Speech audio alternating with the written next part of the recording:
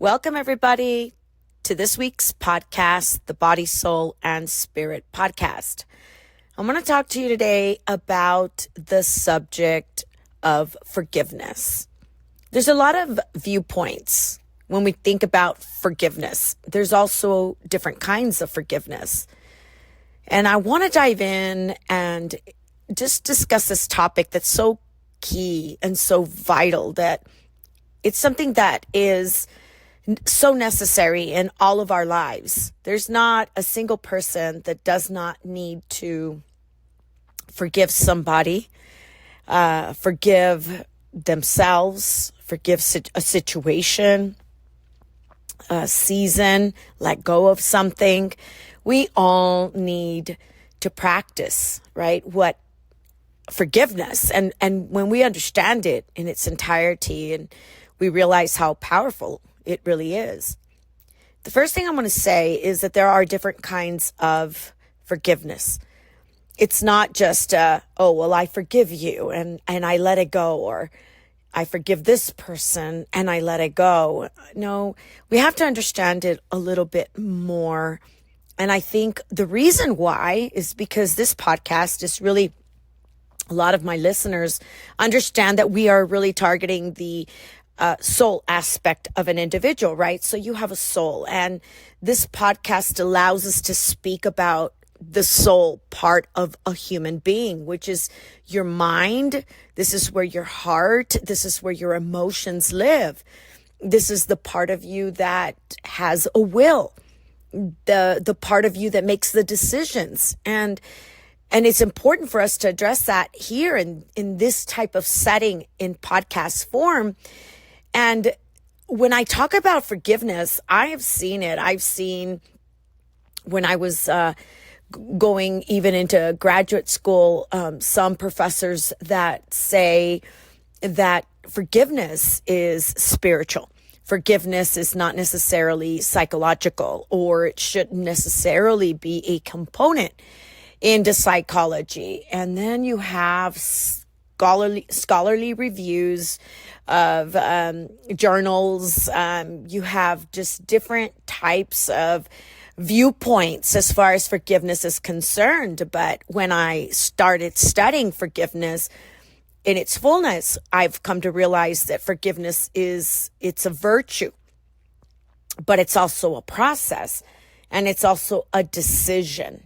And then when you study it, you realize that there's various types of forgiveness. For example, you have a person-to-person forgiveness. Now, when we think about that type of forgiveness, that's a person-to-person forgiveness. It's really when we extend grace to another person. So for instance, let's say I'm in relationship with you, and you're in relationship with me, and then I end up maybe not meeting an expectation that you had of me. But when you practice this virtue and this process and this decision of forgiveness, you extend grace towards me, and you realize, okay, she didn't do X, Y, and Z, and you can just let it go. You don't hark on it. You don't criticize me for it. You're not bashing me for it. You're not talking bad about me for it or criticizing me for it, but rather you extended grace. And that's what person-to-person forgiveness is. It's an extension of grace to another person. And we would want that grace to be extended to us. So we should extend it for other people. So that's called person-to-person forgiveness. And that's really a lifestyle. And I think when you think of it in terms of how much we need that grace, it's a beautiful, can you imagine the world, how beautiful that would be if we all extended grace to one another, right? Wouldn't we not have these conflicts that we do nowadays, or relationships that covenants, right? People break covenants easily. They don't think twice about it. They just break a covenant with an individual that they've been in a relationship for a very long time. But if we had person-to-person forgiveness, And we extended grace to one another. And it's like, well, maybe they had a hard day, or, I don't have to go criticize you for it. I don't have to talk behind your back for it, right? I can just leave it there and extend the grace. Wow. The world would look so different. So think about forgiveness, because I want us in this podcast to really love forgiveness and embrace it and really realize it, that it's not a spiritual component. It's not something, when you think of the word forgiveness, we automatically make this assumption that it's spiritual, right? God tells us to forgive and we have to forgive. No, it's not just spiritual. This is for all my listeners that maybe don't have maybe an awakening when it comes to your spiritual side. Maybe you don't practice or have spiritual practices or spiritual disciplines in your life. But see, forgiveness is for all of us. Forgiveness is so powerful. Forgiveness is a virtue that one carries. No matter what our culture is, no matter what our background is, no matter where we come from, forgiveness is a virtue that is so empowering. But it also is a process, and it's a decision. And what is it? We let go. It's a decision of letting go of the anger. It's a decision of letting go of the resentment. It's a decision, a process, a virtue of letting go of hurt or letting go of an offense, releasing that offense, releasing that hurt. That person that has hurt you, that individual that has done you wrong, that person that talked bad about you, or that person that hurt you, and for whatever reason you think in their mind, right, in your mind, well, these people hurt me. Well, they did it consciously or unconsciously, because oftentimes we hurt others and we didn't mean to. That was not our intention, right? But it's really sometimes, whether they did it consciously or unconsciously, it's really a letting go. And it's a process. It's a virtue. It's a decision. You're letting go of the anger that they caused. You're letting go of the resentment that you're feeling inside, or the hurt or the offense. Now, when you think of forgiveness, it is very powerful. And I gotta stop and say again, it is not just spiritual. Forgiveness is it's psychological. It's not just spiritual. Forgiveness, when I think of that in my own personal life, it's got to become a lifestyle. I remember doing my graduate studies, and I remember I wrote that in my article, right? It's a lifestyle. And I had so many people give me feedback on that, where they said, I never really saw it as a lifestyle. And I thought, I have to make it a lifestyle, because people will come and people will go. And it's impossible to live this life without making forgiveness a lifestyle, because forgiveness has so many benefits. Let me give you a benefit of forgiveness. When forgiveness becomes your virtue and it becomes a lifestyle, it becomes a process and a decision of letting go, right? Of releasing it. Forgiveness actually helps you deal with depression. Forgiveness is one of those things that when you practice it, it helps release depression. So if you are maybe prone to fall to a pitfall of depression, or prone to be sad quite often, kind of visit forgiveness. Here's another example of the power of forgiveness and the benefit of forgiveness. Another benefit of forgiveness is self-esteem. When you make forgiveness a lifestyle, it boosts your self-esteem. So not only does it help deal with depression, but it also boosts your self-esteem. So oftentimes when somebody maybe is harsh to themselves, there's a really strong inner critic, you have very low self-esteem, I want you to just kind of visit forgiveness. Now, there's another kind of forgiveness, and that's self-forgiveness. And self-forgiveness, it really helps you when you forgive yourself for the wrong that you have done, for the wrong actions you've taken. When self-forgiveness is a lifestyle, a virtue in your life, it really will help you in overcoming self-resentment, like where you resent yourself, even self-hatred. Sometimes we carry self-hatred, but when you have forgiveness inside, it allows you to, when you have that self-hatred, it's that critic that's just screaming inside of us. And I think we've all been guilty of this. We've all needed to forgive ourselves for something we've done, for a mess up, a failure. You might be a mom, and I think all moms, right? We carry some form of guilt where we're just like, oh man, we didn't get it all right. We didn't do it all correctly. I was talking to my therapist once, and she was sharing with me how when she says, she has X amount of kids, and she said, nobody taught me how to be a certain way when my children were younger. We're barely learning these principles, right? And oftentimes when we didn't have that knowledge, and then you come and you see your life in retrospect, you almost have this sense of guilt or a need to forgive yourself because you didn't quite have that knowledge when you should have had it. And as a result of the lack of knowledge, like the scriptures say, my people perish, right? So because we didn't have that knowledge, we tend to perish in that area. We didn't quite do it correctly. And that can really stir up self-resentment. It stirs up self-hatred. Like, how many of us have failed, done something wrong, and then we have this resentment towards ourselves. We don't like ourselves. We criticize ourselves. We don't care too much for ourselves. And then that leads us to depression. And then that leads us to low self-esteem. And I want you to see how it's all connected.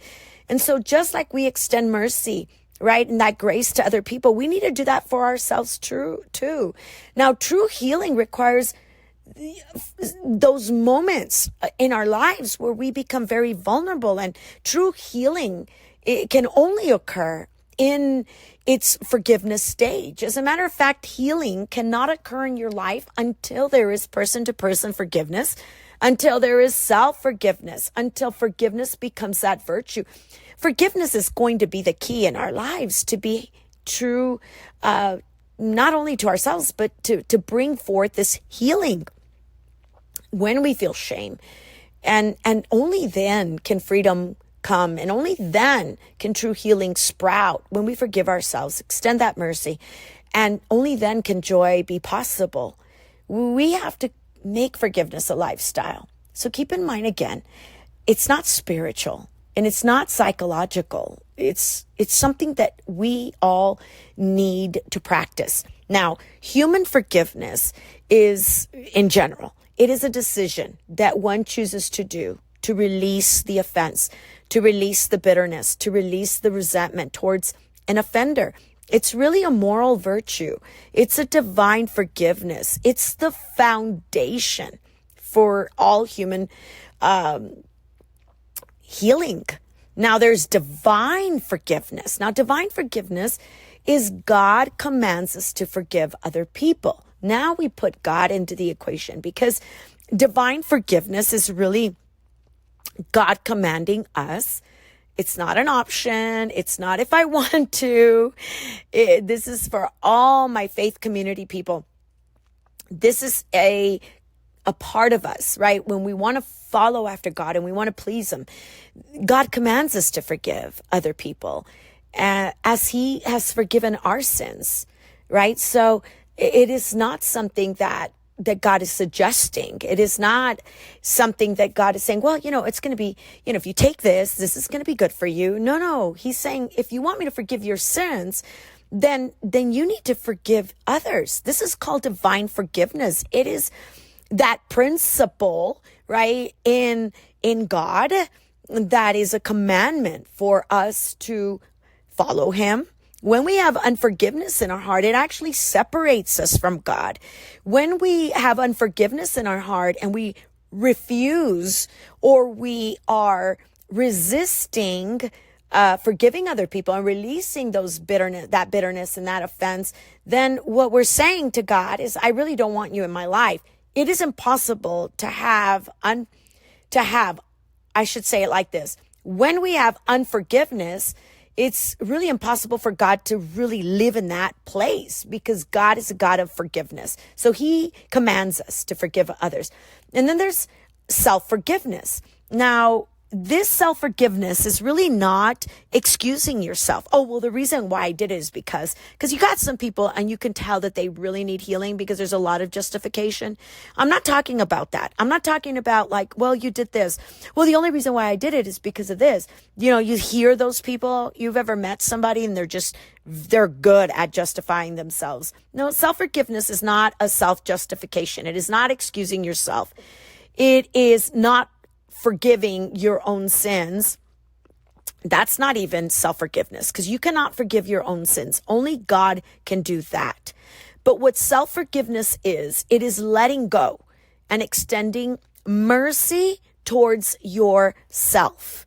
Okay? It is extending mercy towards yourself. Like, hey, relax. You didn't know all the information. You didn't have all that knowledge. Hey, you need healing too. It's okay. Like, I'm telling you, on a personal level, this is an area I have really had to work out because self-forgiveness, for me personally, it was easier to forgive other people than to forgive myself. But when you think about it, forgiveness is forgiveness, right? But there's those different types of forgiveness. And for me to heal me, I'm going to need to forgive myself. And forgiving ourselves is one of those things that I think it's not just so evident because I don't think you can see the unforgiveness towards yourself as evident as you would other people. I think for me personally, the way this lack of forgiveness of myself would show up is it was in the form of being really, really nasty towards myself as far as like the way I would see myself. I would view myself in a very critical way. And this is for all of those out there that are listening and you're just a perfectionist and you have to overperform and overdo. And, it's almost like you're overcompensating for something. And a lot of it is because we just don't extend that mercy and that mercy towards ourselves. And when we do that and we're so hard on ourselves and we just beat ourselves up, it's forgiveness that needs to take place. It's so key, so important for healing, forgiving ourselves. That is so important. And if we don't have self-forgiveness, then we can't really heal correctly. You see, self-forgiveness is possible. We can extend God's love to others, but also to ourselves, and not in an accusatory way. So self-forgiveness is really moving on from something you've done. And maybe you've done something. Maybe you did wrong. You injured somebody. You hurt somebody. You transgressed against somebody. And we've all done that. We have all done something that we shouldn't have done. And then we missed it. And then here God forgives us. It's really self-forgiveness is really to leave those feelings of guilt and shame. Self-forgiveness is taking action and just really looking at yourself from that, like, hey, wait, I need to extend this mercy. Mercy. I cannot hold on to being so mean to myself. There are so many advantages to self-forgiveness.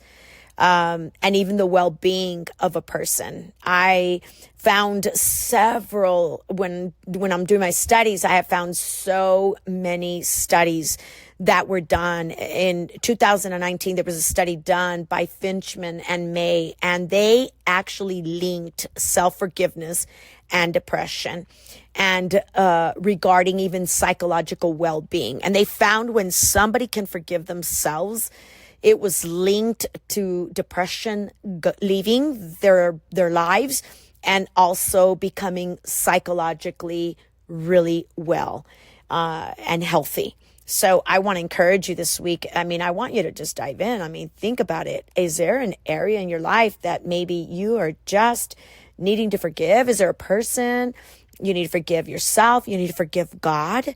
Maybe you're not really practicing that divine forgiveness, right? Where God is commanding you to do it. And it's a choice, right? It's not a feeling. It's not something that, wow, I feel so great about forgiving this person. It hurts. And God understands that. You can tell him that. I'm having a really hard time forgiving this individual.